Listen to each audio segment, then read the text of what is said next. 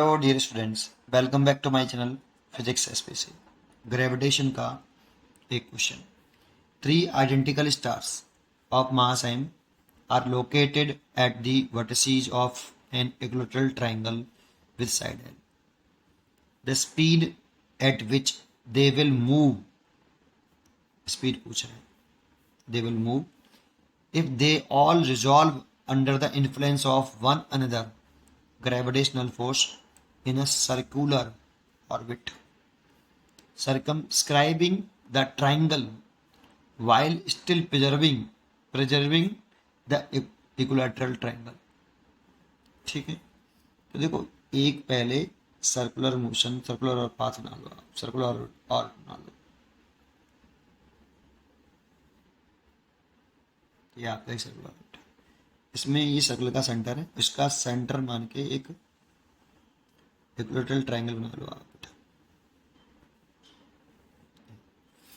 Three stars हैं, ये एक स्टार, ये दूसरे स्टार, काफ़ी दूरी पर होंगे तो पॉइंट मास की तरह से मान सकते हैं, ये दूसरा स्टार, और एक दूसरे से ये कैपिटल एल डिस्टेंस पर, इसके मास कैपिटल एल। ठीक है, और ये एक दूसरे के mutual gravitational force of attraction की वजह से इस सर्कुलर पाथ पर घूम रहे हैं, सेंटर के अबाउट, सेंटर के अबाउट। तो ये ऐसे घूम रहा है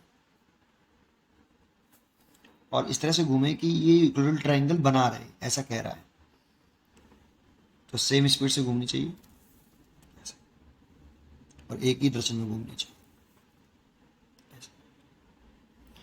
तो हम जानते हैं कि किसी भी पार्टिकल को या किसी ऑब्जेक्ट को सर्कुलर पाथ पर रिवॉल्व करने के लिए एक सेंट्रीपिटल फोर्स की रिक्वायरमेंट होती है, और सेंट्रीपिटल फोर्स कोई न्यू फोर्स नहीं होता।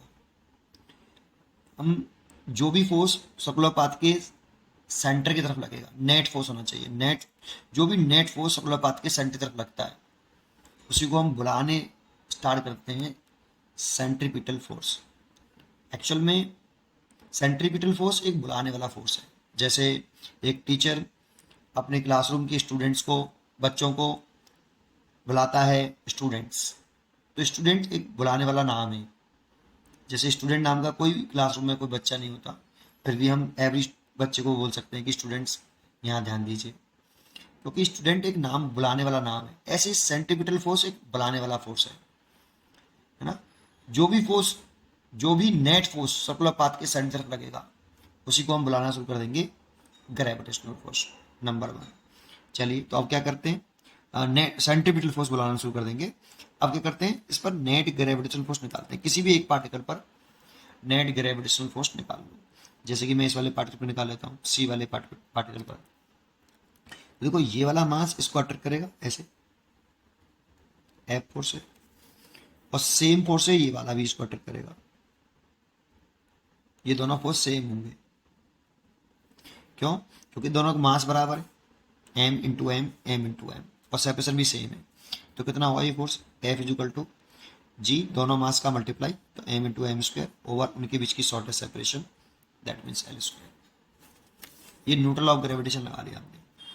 अब इन दोनों का नेट फोर्स निकाल लो, तो ये इनके बीच में एंगल कितना है, 60 डिग्री। और देखो ये दोनों फोर्स मैग्नीट्यूड में इक्वल है, इसीलिए इनका जो रिजल्टेंट पास होगा वो इसके बाइसेक्टर से जाएगा, और बाइसेक्टर से गया तो सर्कुलर पाथ के सेंटर से होके पास होगा ऐसे। इसको आप चाहो तो पैरेललोग्राम बना सकते थे कुछ इस तरह से,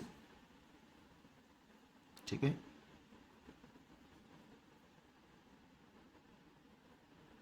कुछ इस तरह से, ठीक है। और नेट फोर्स की जो डायरेक्शन है वो आपकी ये है, इससे 30 डिग्री से जा रहा है, और ये 60 डिग्री है पूरा, ये वाला।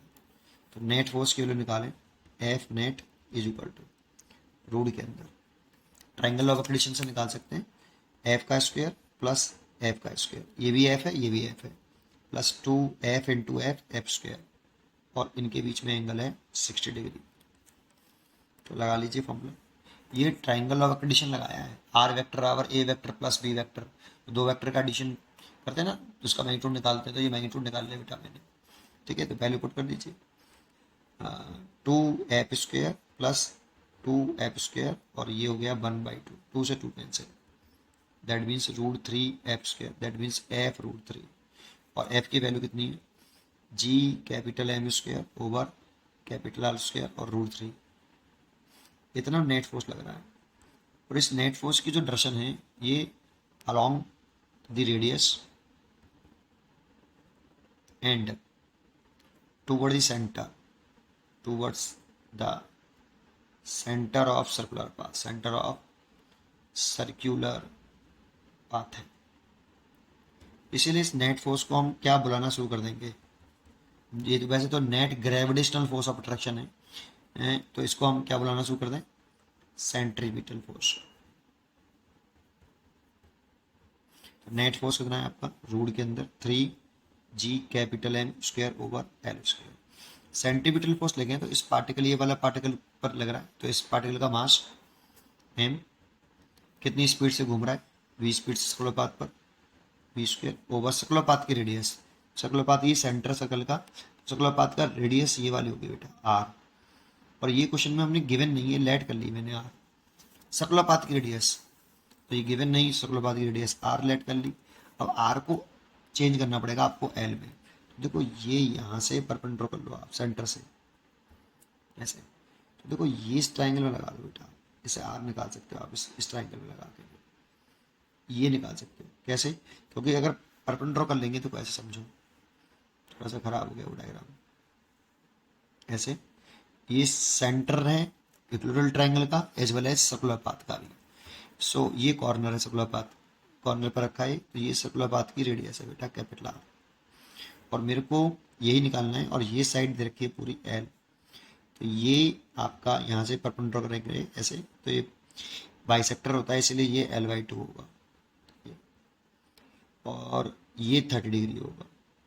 तो इस ट्राइंगल में लगा लो बेटा आप, और R निकाल लो, क्या लगाएं, cos 30, तो cos 30 degree equal to base, base हो गया L/2 और हाइपोटेनियस हो गया R, और R निकालना है इसलिए R is equal to L/2 cos 30 degree.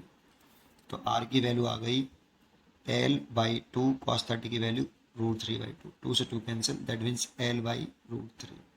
तो यहाँ पे R की वैल्यू पुट कर सकते हो आप।